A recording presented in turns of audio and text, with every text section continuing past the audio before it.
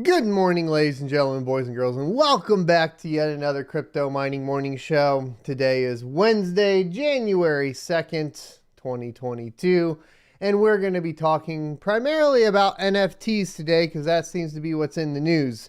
One, we're going to be talking about EA kind of backpedaling on wanting to work on NFTs and integrate them into their video games. We're going to be talking about the tax implications of NFTs as according to Inuit, the CEO, which is the TurboTax guy, So basically we have some information there. It does look like those tax rates and brackets for NFTs can be extremely high. Then we're going to be talking about AMD's new XX50xt series. Essentially, it'll be like their 6650xt, 6750xt, 6850xt. And we have some more information on the release dates for those. And then, of course, as always, we'll get into the crypto mining markets, go ahead and see what profitability is looking like, hopefully a little less depressing than it's been for the past couple of weeks, and then answers and questions and all of that at the end. So save all your questions for then, and I'll try to get to them for those. Obviously, as always, Super chats are never required, always appreciated, the easiest to see, so they get answered first. And then at Son of a Tech, if you have a question for me so that it is highlighted in orange. And I have a little bit of a frog in my throat. I'm going to clear it while you guys participate in watching the ad for today's partner. Today's video is brought to you in partnership with GamerSupps. GamerSupps provides a healthy alternative to sugary energy drinks with delicious flavors like Misfits Melon or my favorite Blue Raz. I use the GamerSupps as an alternative to support my active lifestyle outside of content creation. Caffeine-free options are great for late-night gaming after the kids have gone to bed. And my favorite part about GamerSupps is that they accept cryptocurrency. And for a limited time, when you purchase a tub with cryptocurrency, you will receive a Bitcoin shaker. Follow the affiliate link in the description. And don't forget to use code SOAT at checkout. Welcome back, everybody. And be sure to share out the Crypto Mining Morning Show if you enjoy it. This is the first month in probably like 6 or 7 months that we've actually cracked 1 million views on the channel for the month. So huge thanks to everybody. That's actually also coming at a time when most other channels are related to crypto are going down in views. We have now been going up in views. So I assume you guys enjoy this type of content and it seems to be working. I'm getting a lot more education around the space as well, personally, just by doing this. So thanks again to everybody that supported the channel. And I hope to grow to 2 million views in a month. Probably not next month, but we'll see what happens. Let's go ahead and hop into the first topic for today. Team Blackminer never fails to disappoint with a release every day this week so far. And they have Team Blackminer version 1.49. And it was released 2 hours ago. These guys just don't stop. All right. So for 1.49, they fixed a timeout bug. And then display the lost light hash rate in the console. And there are some ETH proxy improvements, 0 redirects on HiveOnPool, I guess.com. So there you go. Team Blackminer, I have not gotten to testing the 3050 yet. Yesterday was pretty much training day. And then I was also, in the evening, I've decided to dedicate an hour a day, at least 5 days a week, to learning Solidity. So that's what I have put my path on with my extra time. I'm going to learn it as best as I can. And then maybe I'll pick something else later. But, we've added the jujitsu in, adding a new language. It's whatever. We keep working. We keep trying to improve and keep trying to get better. So that's kind of my thoughts on it. Anyways, let's go ahead and get into the first topic for today.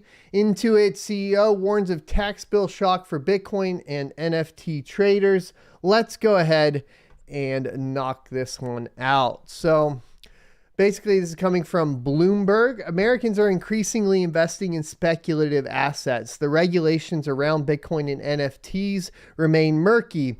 And this is an important thing to note because when we're talking about cryptocurrency and taxes in general, I know a lot of people struggle. I get a lot of emails and a lot of questions surrounding like, who can I hire? I can't find anybody to hire. No tax attorneys, no CPAs in my area, no accountants in my area want to work with cryptocurrency. And why is that? Well, it is because, of course, the regulations surrounding it are not really created or stable at this point. So you're in kind of this gray area as far as taxes go on what you report and how much you owe and which asset class changes here or there. Mining's a little bit easier. I did do it last year successfully, and that was essentially just going to be income tax on Ethereum, and part of the way I was able to successfully do that was with an application called bitcoin.tax.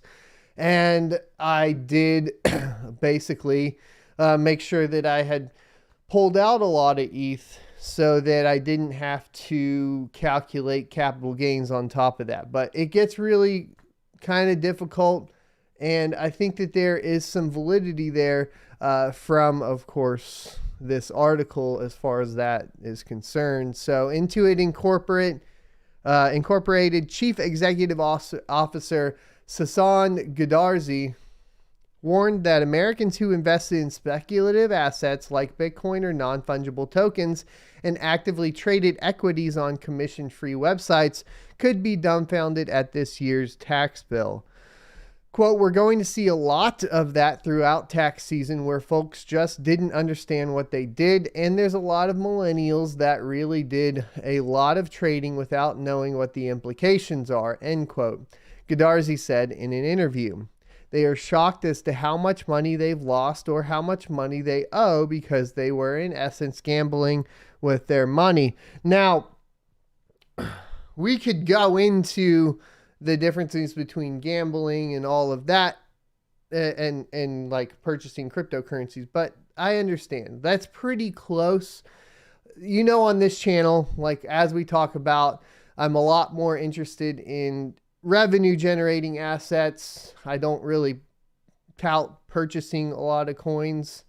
And that mindset is because I feel like just purchasing coins doesn't generate revenue, and therefore it's more akin to gambling than if you are essentially trying to either buy GPUs to mine, because you're adding some sort of contribution to a network. So that has value there, right? That's why we kind of base everything in cryptocurrency around that proof of work kind of consensus mechanism. Or of course, you do have the options even still for staking, etc., to generate revenue in that way. You also have DeFi, decentralized finance, and the liquidity pools that you can add to generate revenue, and that would be another revenue generating basically option. My question would be, of course, how does mining differ from liquidity pools?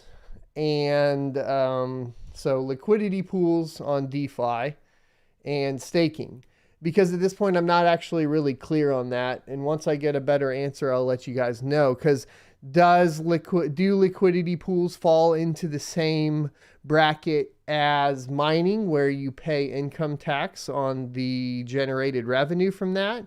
Same with staking. Is that how it's going to be perceived this tax season? I'm not too clear on that yet. Maybe you guys know in the comment section, but I think there is a point here where if you did a lot of trading, and I know I haven't even looked at all of my 1099s yet, but I know I'm not going to be happy, right? It's going to be pretty brutal, I think. It does look like the government's leaning heavy on applications such as Coinbase and Crypto.com to help manage and retrieve some of those taxes, because I know they're sending out their own 1099s, etc. So it's going to be interesting to see what those say in comparison to what, you know, a tax attorney or an accountant says compared to what a CPA says. How much of that, you know, as miners, one of the big things that you need to be keeping a track of is the GPU purchases, and then of course filing those out for depreciation. That sort of thing is going to really save your butt when it comes to taxes, especially when we're talking about the income tax for mining and being able to write stuff off, right? Because it's going to function a lot closer to a business than trading does. Regulators have signaled they are preparing to act aggressively to ensure those who purchased NFTs are taxed appropriately. However, there remains some confusion over how the sale or purchase of tokens will be evaluated by the IRS.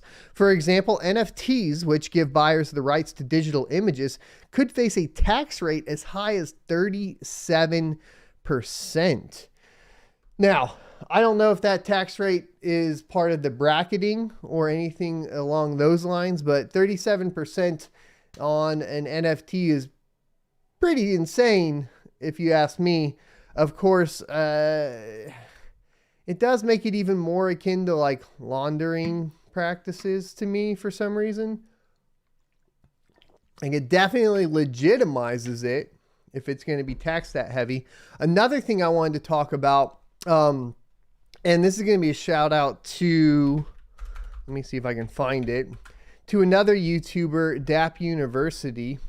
If you guys haven't followed DAP University, definitely go follow him.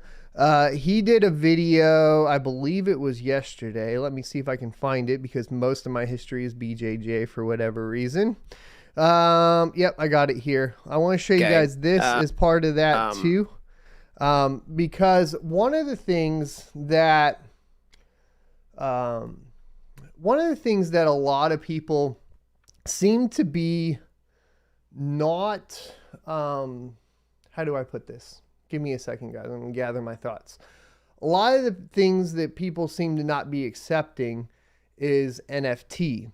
And one of the points that he makes in this video or during his live stream specifically is that if you take a look at like what is being done most, it is in fact NFTs. Like, so that's going to be important to understand. Let me see if I can snag it here. Couple weeks or so, but I really want to drive this point home because you really need to understand this in the crypto space. So one of the coolest things about crypto is you can actually confirm what's going on in the space by looking at data on chain. Okay. People talk about how Ethereum is too slow, it's too expensive to use, the gas fees are too high, but you have to understand that when people are paying gas, that means that that they want to use the network as an indication of demand. Okay, and you can actually track where that gas is being spent on chain to see what are the most popular trends. Are people paying gas to swap? This is important. You guys need to understand. And look, you can have your opinion on different creators or whatever. The important point here is to understand what he's saying. He says you can track via the gas, everything's public, what applications, what things are performing the best and being used the most. You can confirm all this, tokens, right? Are they paying gas primarily to, deposit into DeFi applications to earn yield? Are they doing it to trade NFTs? Okay, you can aggregate this across different dApps based on their category to see, hey, here's the most popular trend. People are mostly swapping tokens. People are doing this, people are doing that, right? So, kind of when the crypto boom really happened over the past couple of years in terms of what's been happening on chain, probably one of the most popular things that people were doing was swapping tokens. Basically, that was one of those popular things, right? And you saw that Uniswap was basically the most popular application on top of Ethereum. Right. And just a year ago, right? Just a year ago from today, we weren't really talking about NFTs on this channel at all. I don't think at all, right? And there was this shift, and you can see it in like the types of dApps that are being used, right? From, DeFi, which was kind of the big thing, using Uniswap, using SushiSwap, PancakeSwap, all these competitors came out, QuickSwap, whatever you want to, we could go down the list. And then it kind of started shifting to like talking about OpenSea, Rarible, what's going on with all of this metaverse stuff. But how it's changed now is that basically OpenSea has actually surpassed Uniswap and has become the number one most used product on Ethereum. Okay, you can actually see that the amount of gas being spent on these different apps has gone to OpenSea and has caused it to become the most in-demand application in terms of gas expenditure on top of Ethereum. So why is that important? I mean, because a lot of people, like, especially as miners, like, we may not be paying attention to this sort of market shift as much, but why is it important to basically acknowledge that OpenSea is kind of the most used application built on top of Ethereum? Well, it's important for a couple reasons. One, it tells us that no matter what your opinion is on NFTs and their viability, they are what's carrying along the crypto market right now. That's kind of the deal. And then on top of that, it also shows that people are actually interested in it, right? There's a lot more interest in it on a grand scale from the public than there has been generated in the past for things like either the DeFi system, or if we go all the way back to ICOs, which we could get into. Now, cryptocurrency is an ever-evolving space, and this could change. But if you're looking at kind of what is being used the most in your safest like investments, of course, not financial advice, it does appear to be somewhere in the NFT space and enabling that. Now, if you're an NFT creator yourself, or you're looking at creating NFTs, the other thing this tells you is which platform pretty much dominates the space. And that's OpenSea. Pretty much everybody I know, even in the real world, is only like as far as outside of cryptocurrency, is purchasing all their NFTs on OpenSea. It seems to be ubiquitous. It seems to be the number one platform that everyday people are utilizing.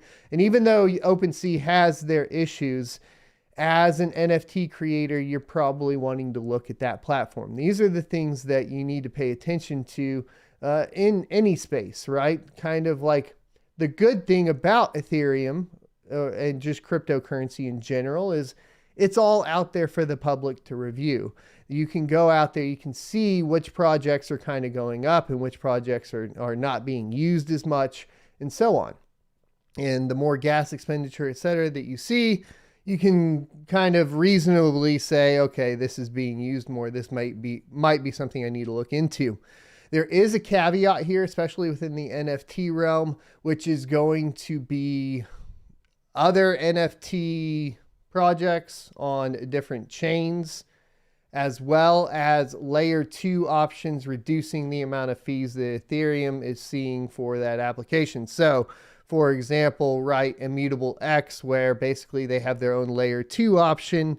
And that's not necessarily like all of the Gods Unchained cards aren't trading and all that aren't necessarily being or affecting the Ethereum gas costs or gas fees, right? So there you go. That's kind of a side tangent, but I thought it was important primarily due to the fact that like I've been even very standoffish against NFTs. But to completely ignore the relevance of them from that perspective, just like how much is being spent on them, it way outweighs DeFi at this point and anything else being done with cryptocurrency. So it's important to understand that and not be closed off, right?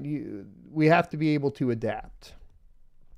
But a murky tax code may also benefit Bitcoin investors, as it could allow them to claim deductions over losses that were then reinvested within a certain time frame. Meanwhile, some individuals who trade on platforms like Robinhood Markets Incorporated over the past year, many that were likely first-time investors, remain confused over whether they actually need to file and could face large tax bills. Intuit is prepared for that confusion among taxpayers. The Mountain View, California-based financial software provider has been hiring experts to help tax filers online, a service known as TurboTax Live, which Gettr says is the fastest growing platform we've ever had in the company's history. What we're seeing is folks not understanding the implications of the income that they make, he said. We have over 50 million TurboTax customers. Anonymously, we can look at data patterns, provide insights. So that's where the real sort of leverage comes in for us. Yeah, I mean, everything's getting tracked. It's kind of scary that we give them, I mean, they file your taxes for free, but you are giving them a ton of personal information. So be careful. Another thing that humans seem to sacrifice security and privacy for is convenience. And TurboTax is just another example of that. Let's go ahead and talk more about NFTs because I've kind of pumped them up. Let's knock them back down. EA CEO U-turns on NFTs. It's not something we're driving on. Let's get into it. This is posted on February 2nd. Electronic Arts EA CEO Andrew Wilson made headlines 3 months ago when he told investors that blockchain and NFTs could be the gaming industry's future. Here's exactly what he said at the time. Quote, I do think it will be an important part of the future of our industry, but it's still early to figure out how that's going to work. I feel good about our position with respect to that. Collectability in games like FIFA and Madden and NHL is really built on driving value through the traditional sports season. I think your question is there an opportunity as we think about NFTs and other digital ecosystems to expand that value over time? I think the short answer is yes. And so that was what he said previously. But during yesterday's Q3 2022 earnings call, though, this EA CEO, Q3 must be Q1. Oh, okay. Oh, never mind. Got it. The EA CEO seemed to U-turn away from NFTs, saying it's not something the company is driving on. Around the NFT and where VCs are investing, again, we see this also happened Again, we see this also happened our industry. I think this was a typo in our industry. We start with 3D. We start with AR, VR. We're now seeing it with NFTs. There's always something in and around our industry that is driving a lot of external investment. The way I look at this is collectability is really built on 4 key metrics. It's around high quality content, it's around scarcity, and it's around proof of authenticity, and it's around a group of people that find value in that content. And we've seen that happen in real world, and we've seen that happen in a virtual world. We've currently seen that happen in and around our games for some number of years, and I believe that collectability will continue to be an important part of our industry and the games and experiences that we offer our players. Whether that's part of the NFT and the blockchain, well, that remains to be seen. And I think the way we think about it is we want to deliver the best possible player experience we can. And so we are going to. We will evaluate that over time. But right now, it's not something that we're driving on. Basically, he is acknowledging still that the where the money is kind of within this collectability idea. You could empower that collectability with NFTs. Of course, because we just talked about the tax implications of NFTs, it would be very awkward, especially right now, or it will be very awkward, especially right now with Axie's Infinity and Gods Unchained and all that, to basically have to file taxes on essentially you playing a video game. That's insane. Just crazy right now. So regulation around that really has to be solved before these large video game companies could implement NFTs and feel confident surrounding them. Because you don't want your users getting hit with a huge tax bill because they kept trading, some gear in game or whatever over and over and over again. And then it's all of a sudden, here's your $10.99 for playing Battlefield, which also the new Battlefield really, really so there's that. This is very interesting, these kind of backpedaling. I think that part of it is that if you're talking to traditional gamers and people that grew up gaming, it's never been very positive. It's never been accepted in a positive light to have a ton of microtransactions, etc. Some of the worst offenders have been, of course, EA, along with Ubisoft. Still to this day is one of the worst offenders. I can't even play their games because it's so annoying how much in-game microtransactions they have.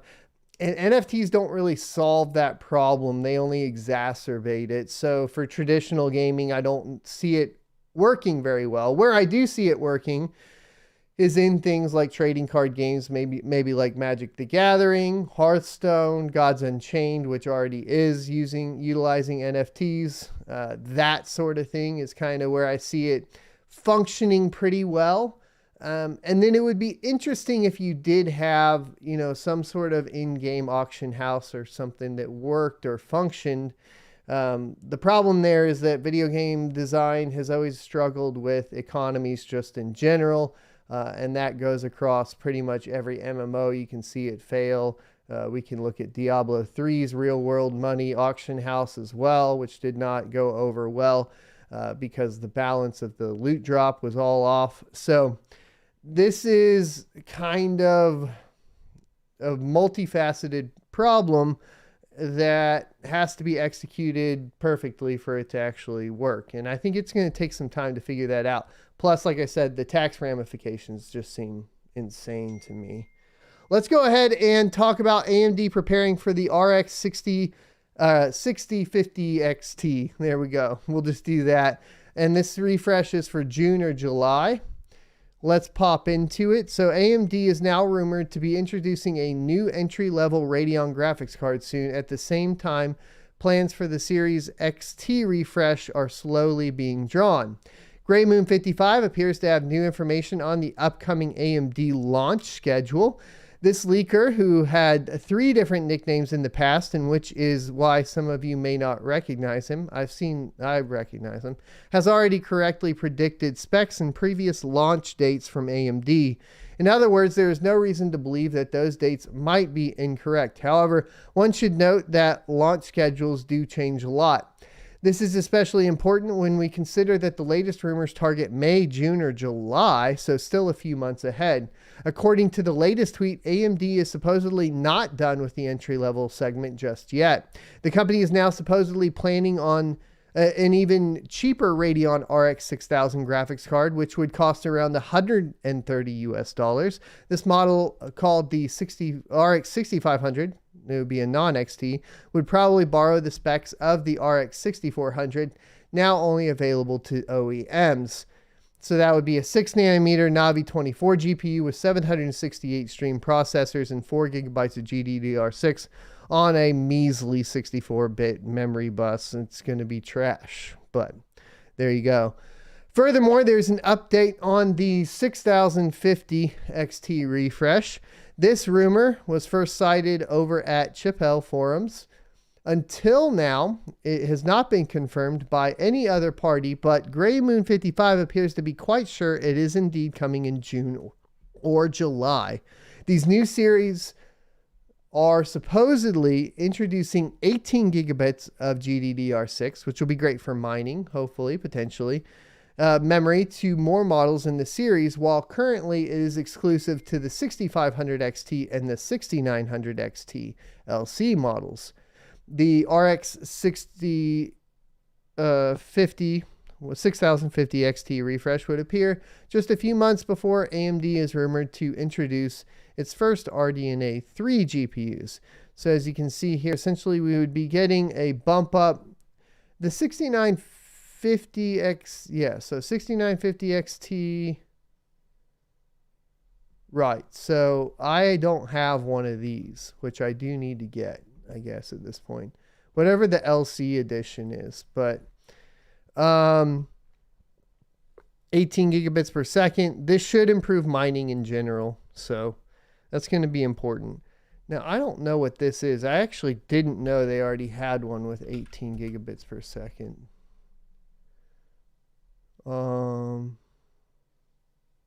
Is that the ROG Strix?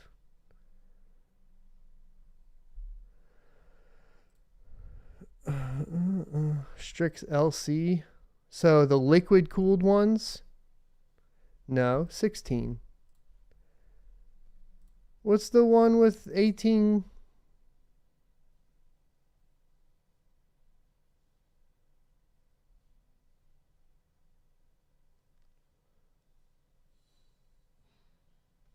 Oh, sorry, you won't be able to buy one. This is a liquid cooled one. I want to get one to test. That would be cool. If you guys know where one is, let me know. Alrighty. So that pretty much takes care of that. Let's go ahead and talk about mining profitability for the day. It's pretty good. It's not bad. We're not having like those great days after all the NFTs, but it's 217 a day. We're back up to 0.8 ETH. I still am struggling to get everything hashing at the highest power. But you know, that's kind of what we have to deal with. So everybody always asks me reported versus effective. All right. So let's talk about reported versus effective for you guys. Here's what's going on a majority of the time. Your overclocks are too high. I get this question all the time. They're pushing your 3070s to 63 mega hash a second. And basically what's happening is that your software is reporting high, but you're really honestly not getting as many valid shares. You're having issues with the reliability of the card itself because you're overclocking it too much. The best way to have your effective closer to your reported is just to ease back on those overclocks, okay? I don't try to go too crazy on my overclocks. And if a card is starting to underperform, I definitely turn them down. I have 5700s that only run at 49 to 50 mega hash a second because they've gotten to the point to where I'm like, we're just going to back them off, make sure they work for a long time. I have other ones that run at 56 mega hash a second and never had any issues. But you really need to get in there and individually tune GPUs and make sure that you're not pushing them too hard, resulting in failures to basically either DAG generation or hashing at all, right? Whatever algorithm that they're working on. Let's go ahead and take a look at what to mine for the week or for the day. Excuse me. We'll take a look at the RTX 3090. It's over $4. It's over $4. We've been under $4 for a long time, and it's been very painful. But we're good now. We're good now. Cero is at $2.73 a day after power. Ycash at $2.74. Tent at $2.73. Conflux at $2.54. We do need to fix the Zell hash here. 110.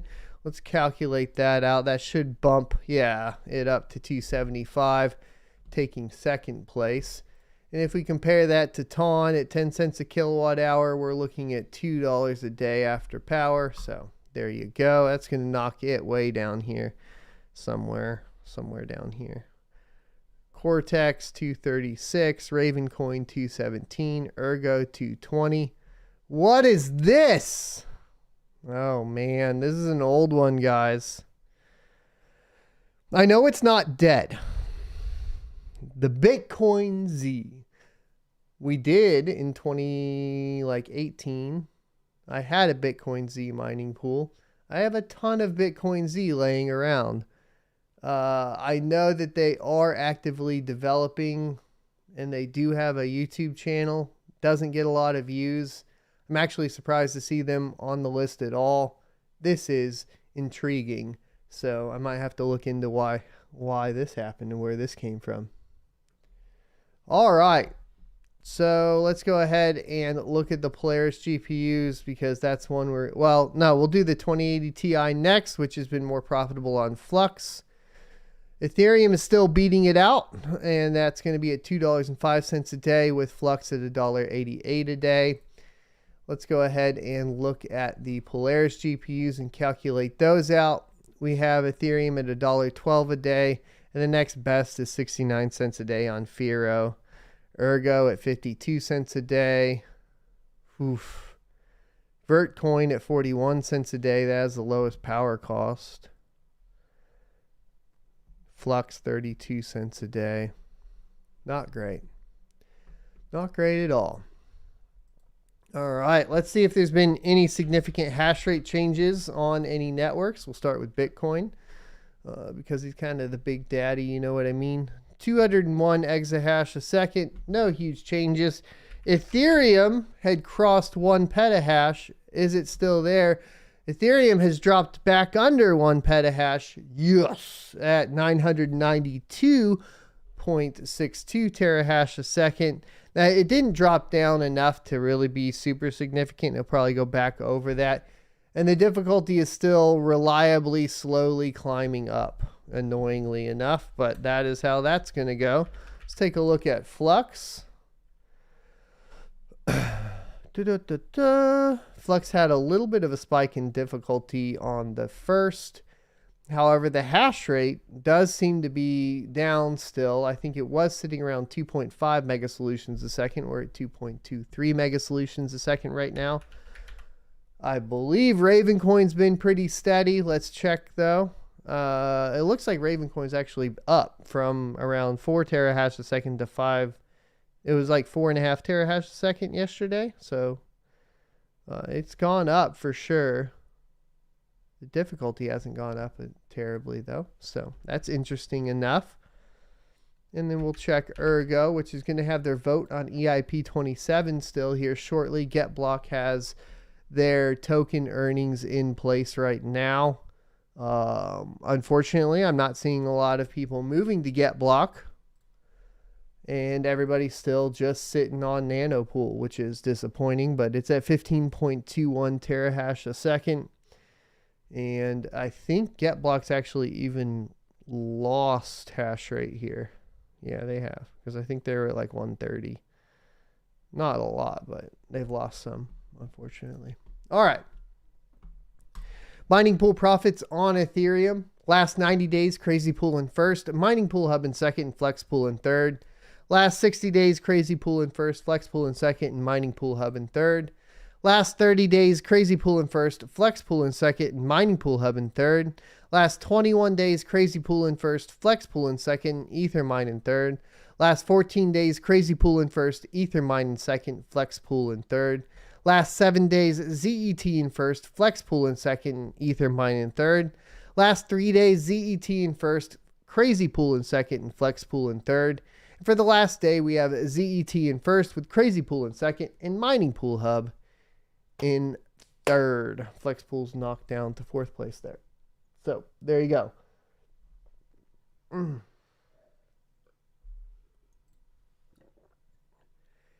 ASIC miners profitability. KD6 still in first place. It's dropped down about $13 per day since yesterday.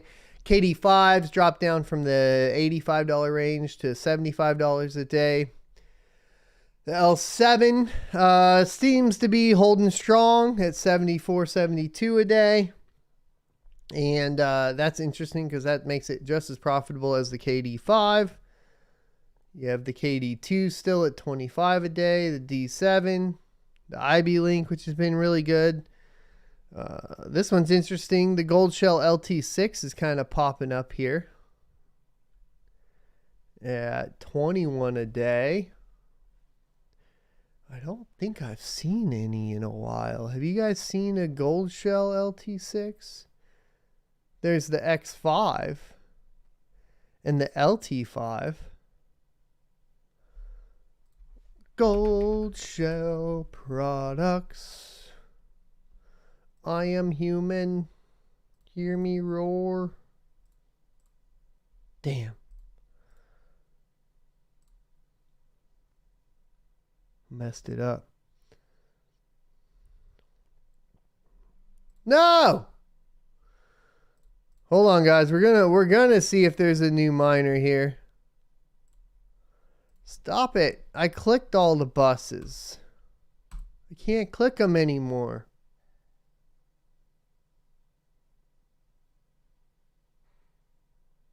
Yes.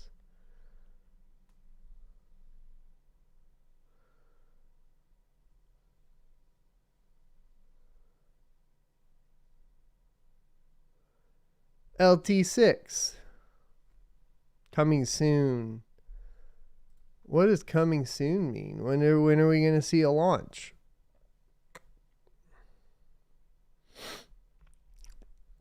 Anyways. The LT5 is available. 7,500. LT5. 2 gigahash a second. $12 a day. I don't think that's good enough. It's a 625-day ROI. I'm going to go, no, thank you. No, thank you. All right, so there you go. Kind of an ASIC overview. A little lazy today. Let's get into questions and answers for the day, and we'll go from there.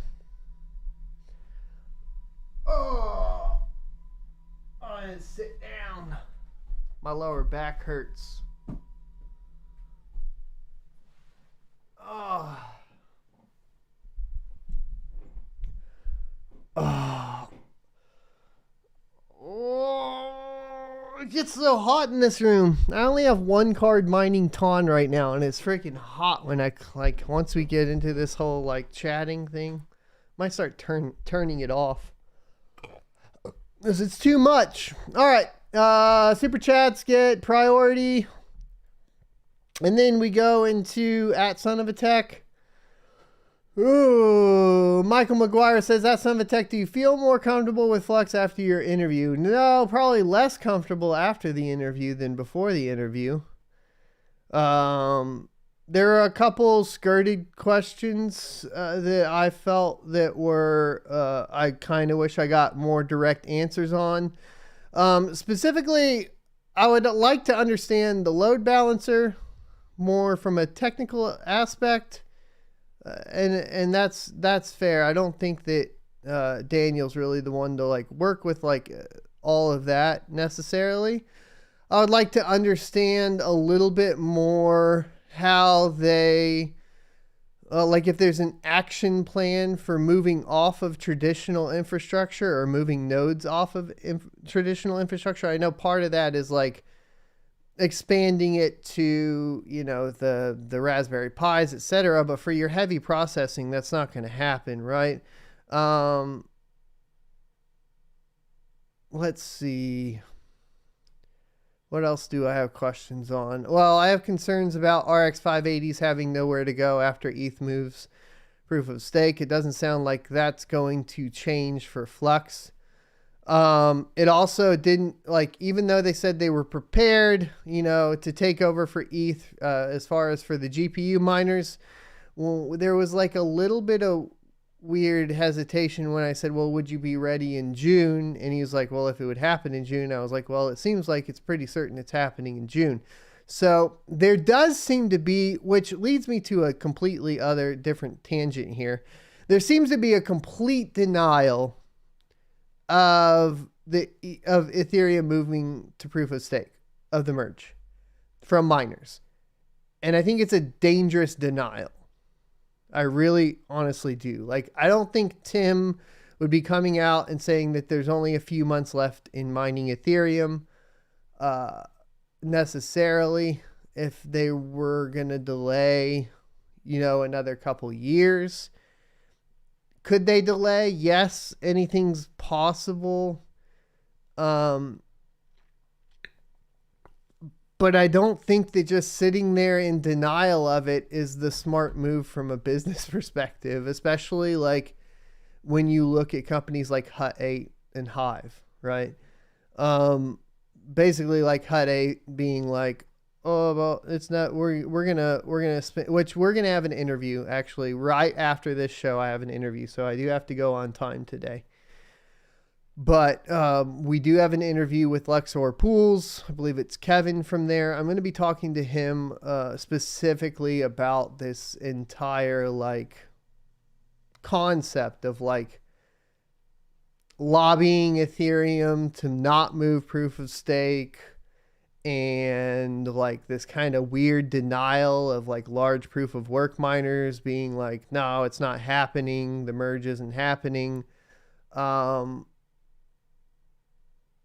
I want to pick their brains on that, because everything that I see from a development perspective, from the testnet successes and so on, to me it looks like it's pretty ready to go. I don't see another like year-long delay happening here. So it's kind of weird right now. But even like in the interview with Flux, like it seemed like he didn't really expect it to actually happen in June, right? So I have a lot of like questions surrounding that.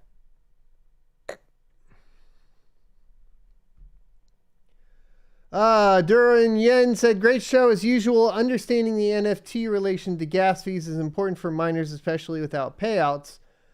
Foam roll the back, brother. Yeah, I did last night. It's bad. I got some issues going on. Let's see.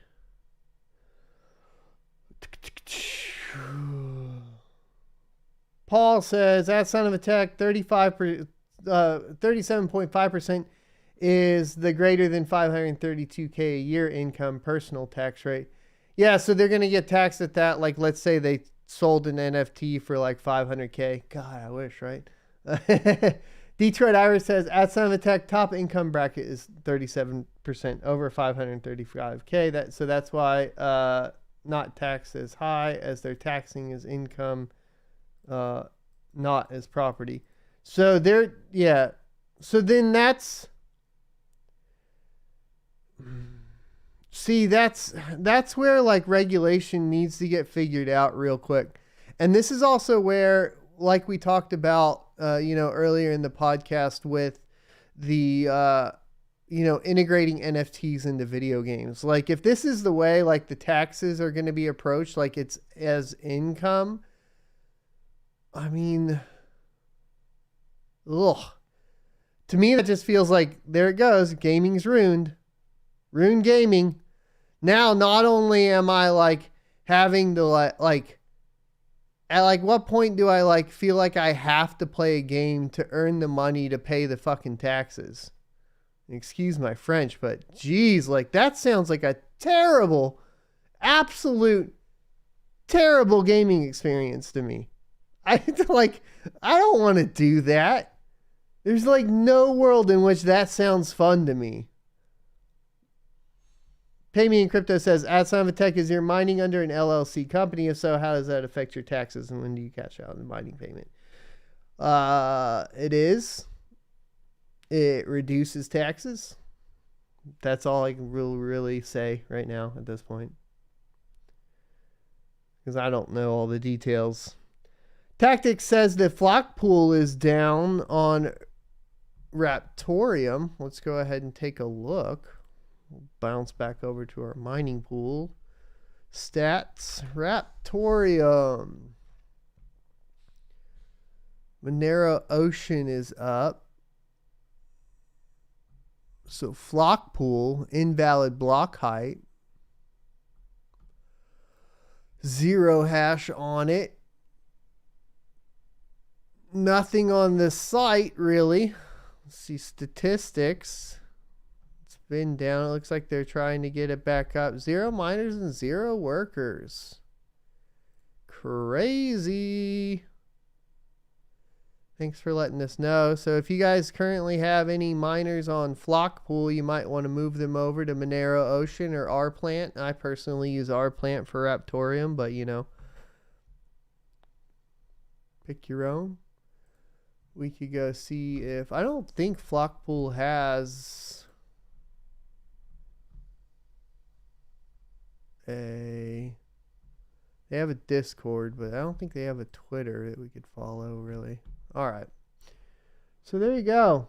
Raptorium's down. Georgie says, have you seen Raptorium's announcement for producing an MMO based off WoW with RTM being an in-game currency? Yes, I have. You guys can watch Rabid Mining's channel on that if you want an update I'm not too interested. Like I said, there's a lot going on with there's a direction that like gaming is taking when it comes to that I'm not I'm not keen on really.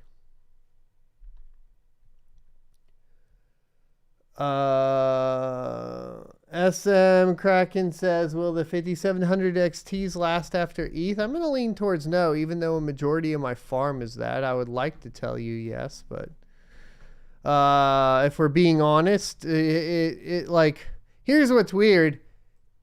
It will do more on Ethereum Classic, apparently, than it would do even on Firo. Ravencoin, it does $1 a day.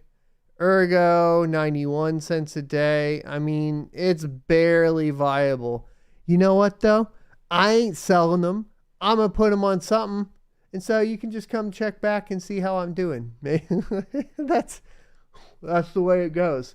Looks like I got a little something on my cheek. All right.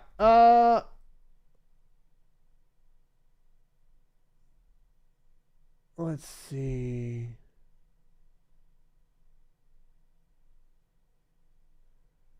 Andre Morris says, what do you think about Alphium crypto? Check out Serpent for that. I haven't really done any research into it, so I don't have an opinion. Baby in Crypto says, that son of a tech, he thinks that Alphium might be a savior for AMD cards if Alphium starts gaining traction. Still not good, but not bad. I mean, it's so small and it's so new, guys. Like, we can't really move that stuff off of there. Like, it can't accept all the 500 series cards. There's so many on ETH. Baby in Crypto says, that's son of a tech, how long would a stress test of ETH proof of stake take? From my understanding, it still hasn't been stress tested. I don't know how long it would take. I mean, you could go discuss a lot of it on like the ETH Magicians forums. There's a lot of people that know a lot that will tell you. You know, don't go in there and be like, F you, because you're pro proof of stake, and then you should be able to communicate with anybody just fine, right? Account Trope says, that son of a tech, do you check memory temps or base GPU temps? Memory temps. C. Carter NYC says, that son of a tech, getting ready to buy up some GPUs. Do you recommend AMD or NVIDIA for after 2.0? I recommend NVIDIA. We were talking about that yesterday. John Hartwig says, that son of a tech, what do you think the minimum hash rate is required to solo mine? There isn't really a minimum or a maximum. It's all based on luck, really. However fast, you know, like you can put it in and calculate, and every network's going to be different too. So it's like, I'm trying to think. Like, that question doesn't really, like, it's basically like asking, how many lotto tickets do I need to buy to win the lotto? Is that fair enough? Like, that's what it is.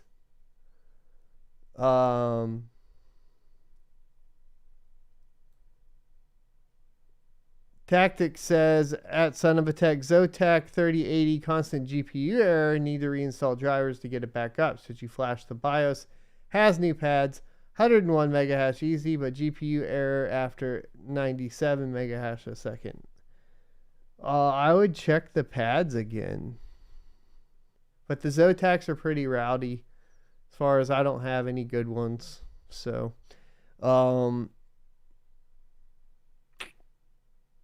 no real suggestions other than just turn off the overclock.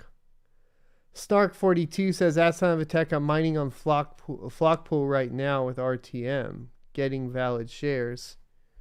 Yeah, I mean, there's nothing showing in the statistics.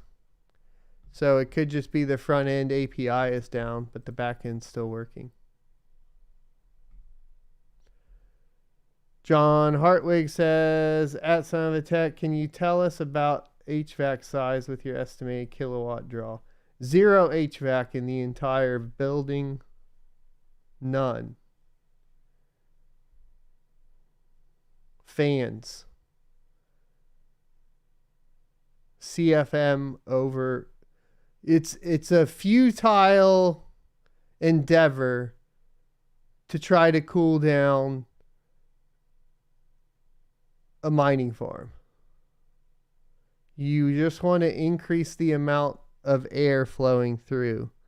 Because even in the dead of summer, the air that's moving across the GPU is going to be cooler than the GPU. You would waste a ton of money.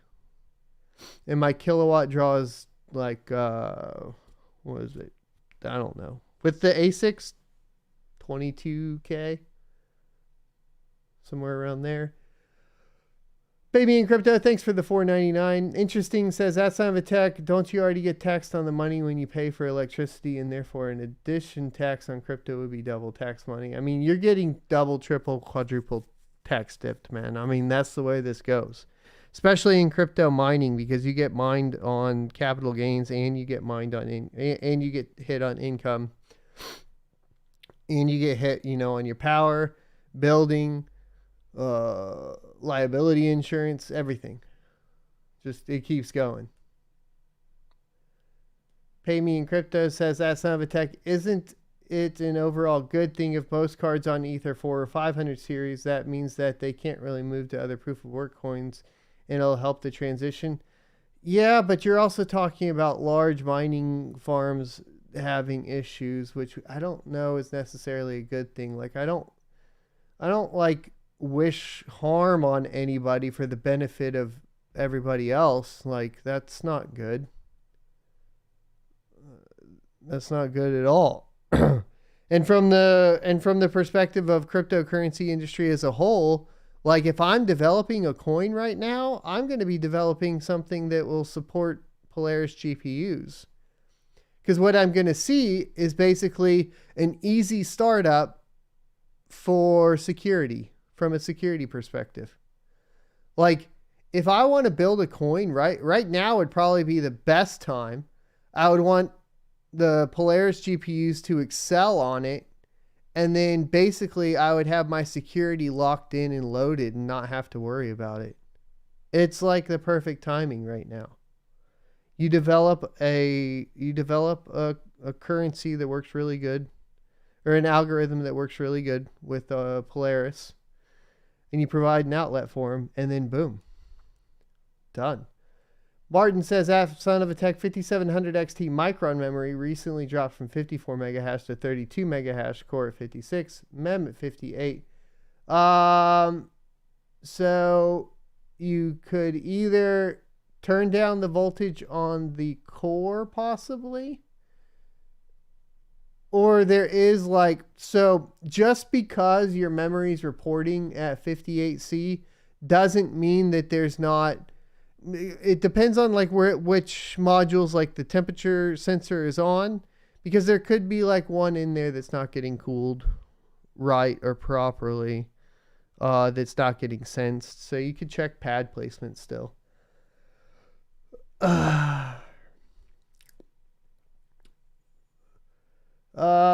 Ishak Isa says, son of a tech, what do you think of the Ergo fundamentally? Any advice of starting mining now? So Ergo fundamentally, that's an interesting question, because if we say fundamentals from the perspective of a no emission launch, check, they got that. Miner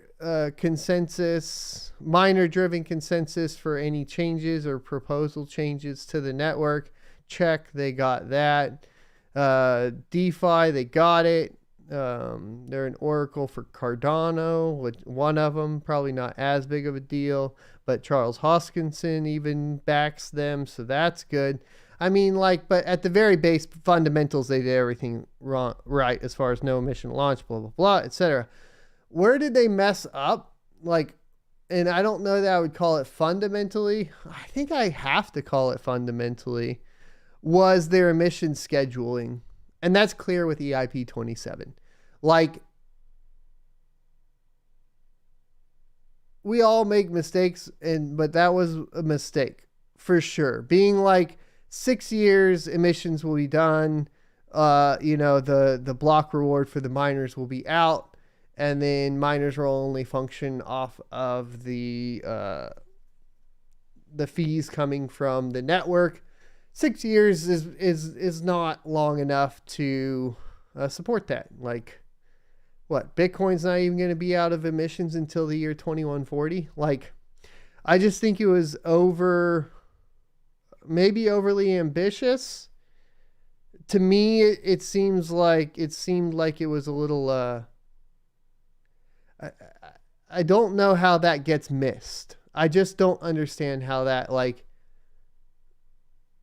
I'm worried about that. That's all.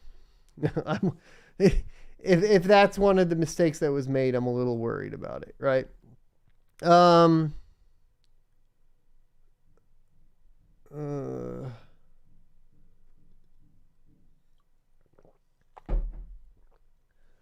then starting mining now. It's up to you. Don't invest more than you can lose. If you really start getting into it, just pay attention. And whatever money you earn from mining, try to reinvest back into mining.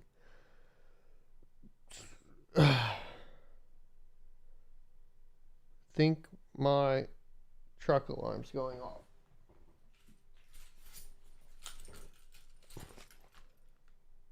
No, that's not mine. All right, cool.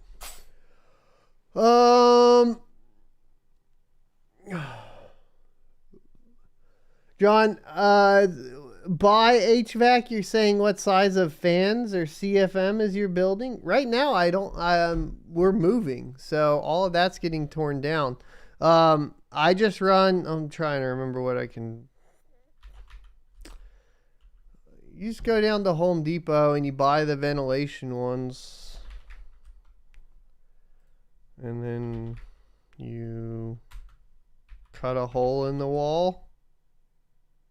You put them in. I don't know, dude. I usually just go buy whatever is the best at Home Depot and then plug them and then go. I could like Google it for you, I suppose. But like your goal, they're on Amazon too, but your goal is to essentially, what are these?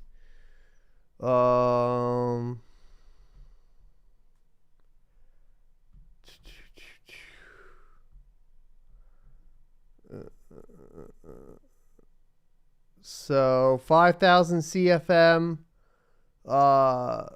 1 intake, 2 exhaust. Right now, is that right? Yeah.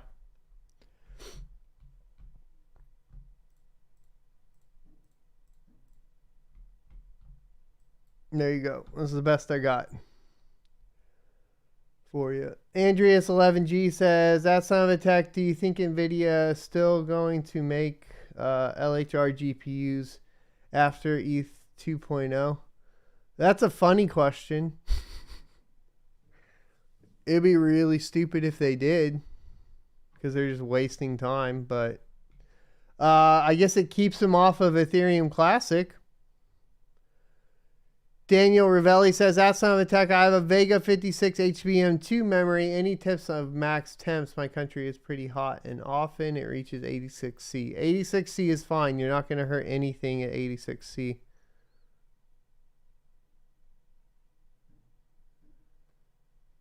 Daniel Ravelli says, that son of a tech, I have a Vega. I already answered that. Please only ask once.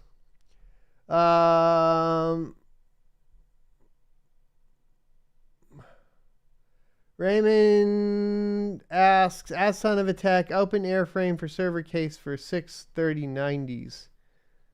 Open airframe or server case? Probably open air. And then, I don't even know. I started hanging mine. I gave up, dude. There's no frame that holds them good. So, like, mine are, like, offset hanging on a rack all the way across with, like, USB extenders and crap. Because like if they're close to anything else, they just start heat soaking. Tactics says Flock is back up. I don't know what arguments are going on, but stop it and then be helpful to each other, please.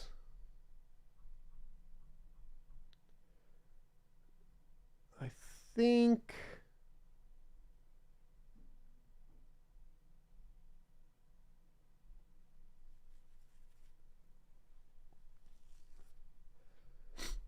Jeremy says, that son of a tech with break even on miners at 3 years, isn't that closer to a normal business? Do you think people that have been mining are a bit jaded by the good times of a 1 year break even?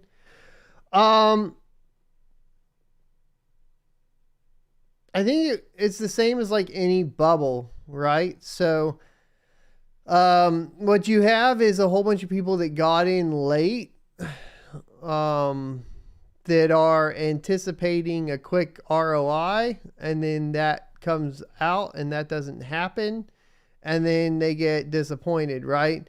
Most of the people that were getting into this, like when I restarted up before the bull run or whatever, or this super cycle, the ROI on a cheap $300 5700 XT or 5700 that I was like buying in bulk from ProVantage because nobody wanted those GPUs because they had the memory temperature issue. So I had to replace thermal pads on every single GPU that I bought. But I was able to get 5700s for 300 a pop. But even at 300 a pop, that ROI was 220 to 300 days, depending on what day you were looking at when I was purchasing it. So that was, still less than a year or whatever. But there was a time when like right after that, when you were paying off the 5700s that I needed to pay off were paid off in like 60 days. And then that's when the big boom happened, right? So we're talking about like not just a little bit of an ROI difference, but a lot of it. We're talking about like right at that boom last year where you were basically able to ROI any GPU for in 90 days. It was like insane for a while. So I think, yeah, people get a little bit disenchanted once they've gone through like a market like that, or they were getting in a little late, all that sort of thing.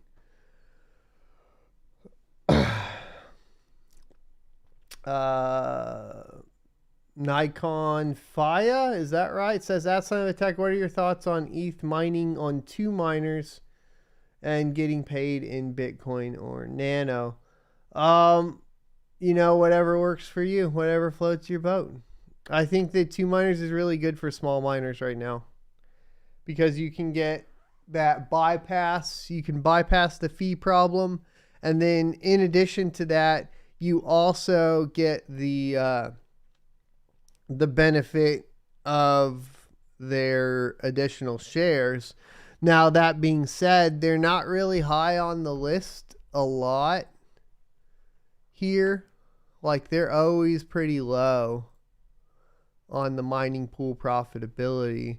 So the question is, and you have to calculate it out, at what point does avoiding the fees really help you out? You know what I mean? And then what's your connection to 2 miners? I have a terrible connection to 2 miners.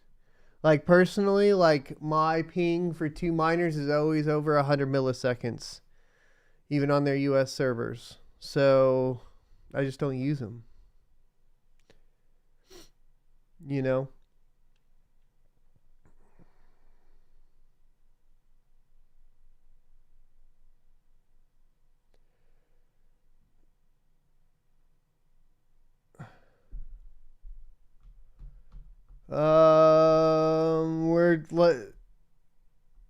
Rats and Scott Schultz, I'm going to ask you guys to time yourselves out or talk to other people in the chat, but don't address each other.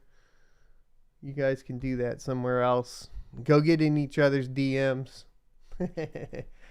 At Son of a Tech, when you have an open air rig, how much of an issue is dust? Mine is in my loft. And how often would you clean it? Would you consider immersion mining to mitigate that? Oh man, you just asked a lot of questions. So you're going to have dust, whether it's an open air rig or a server case, period, end of story, doesn't matter. And the thing is like the amount, you're going to have high powered fans in a server case, usually typically to keep those things cool. So like, for example, the Octo Miner, those fans are super high CFM. They're going to get dusty regardless. And obviously, like, there are geographical areas that are going to be worse and better than others. Now, for GPU mining, when we start talking about... okay, so how often would you clean it? Whenever it's not performing good. I mean, that's just how I go about it.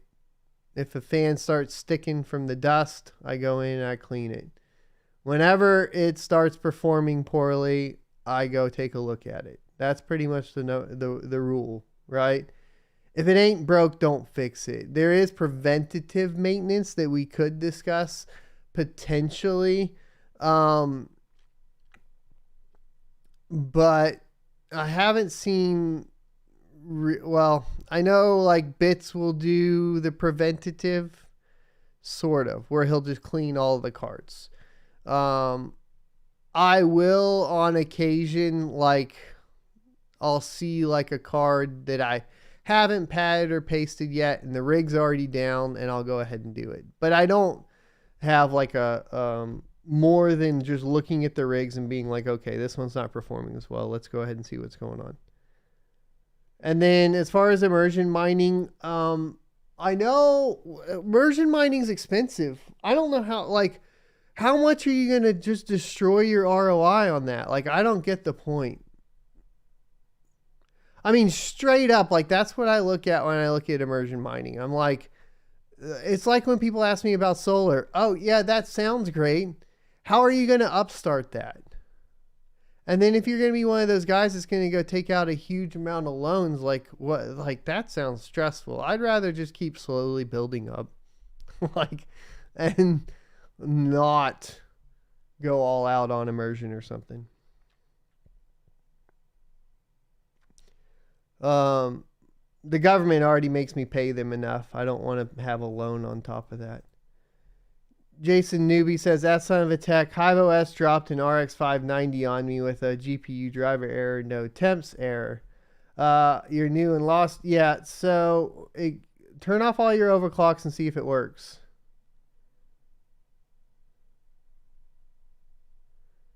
And then if not, I don't know. I'd have to do typical troubleshooting on it at that point.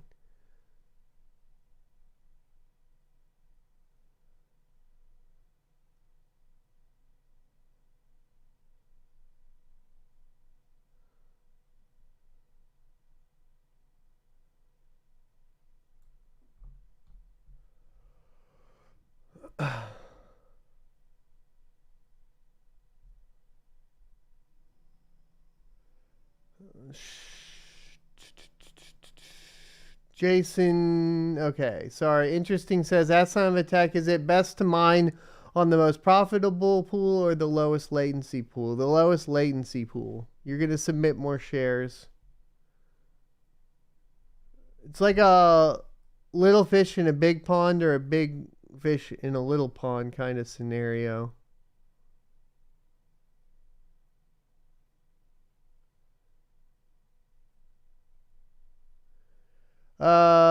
Fowler Gain says, Ask I'm a Tech, kind of late to the game myself. Thoughts on Aave borrowing, staking, etc. I did it for a while. It really didn't make much money. It took like a year off of a $500 investment to make about $40. I guess it's not terrible, but it's definitely more of like a traditional investment return. It's very slow. It'd take 10 years to ROI, right? Something like that. Is that right? Yeah, more. It's not good. But it's very easy. So there's that. Tactic says, at Son of a Tech, do you have a BIOS flash in Hive video? Would you flash all the 1660 supers? I don't think that flashing the 1660 supers is really worth it. I did flash them all, and a lot of them I ended up just starting to get invalid shares here and there. Now, I didn't flash them back, but I went to the old overclock, which is like the negative 1004 or whatever. Brian says, at Sematech, I think immersion is more for ASICs though, right? The really good sealed containment is for ASICs. There are GPU options. I know Bits is working on some. Bits kind of has a lot of like extra income to do that sort of stuff, which is good. So I would look to him for like what it's going to be. At a farm my size, it doesn't make sense. It also doesn't make much sense on ASICs either because it's a lot of money. You know, I know a guy that's like borrowed $800K to like throw in a whole bunch of S19 Pros and then like immersion cool them, but it's like 35 S19 Pros in immersion cooling and you're already out hundreds of thousands of dollars. And when are you gonna ROI on that? Like,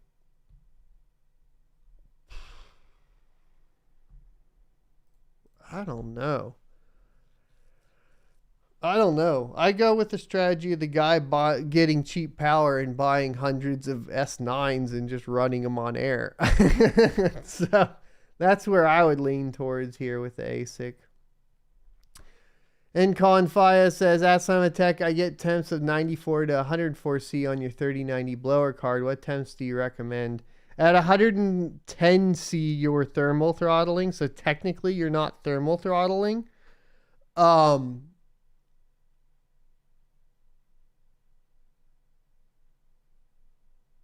But as soon as you see it like hit 109 or 110C, then you need to replace the pads. Obviously 104C is pretty hot, but you aren't technically thermal throttling that card. As NVIDIA says, and all the third-party vendors, when you try to RMA a card for 110C, they say it's made to run at 110C.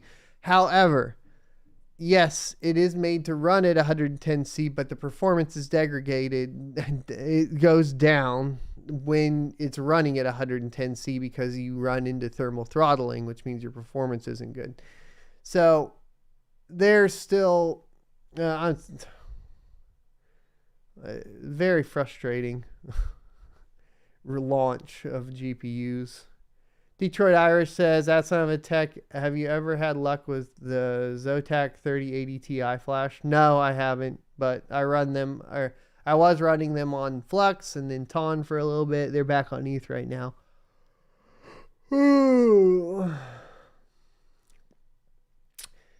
Jason Newby says, at Son of a Tech, also wanted to get your thoughts on, if any, on Dymo. I don't know anything about Dymo, sorry. We are going to call it for today, guys. I got to go. I just realized we went way over and I got to get prepared for this. Basically, we're going to have an interview with Luxor Pools. And I hope we will have that interview out for you guys this evening. So stay tuned. Hit the like, comment, subscribe, and notification bell if you find any of that interesting. And as far as topics, definitely tweet topics at me if you find anything interesting that's new that we haven't talked about on the channel. And today was NFT day, which is interesting. So there's that. So, I better not get on a rant about the 110C thermal throttling problem with NVIDIA and all their board partners basically just creating a crap product and ignoring the fact that it has a very glaring issue with it. I'll see you guys next Tuesday.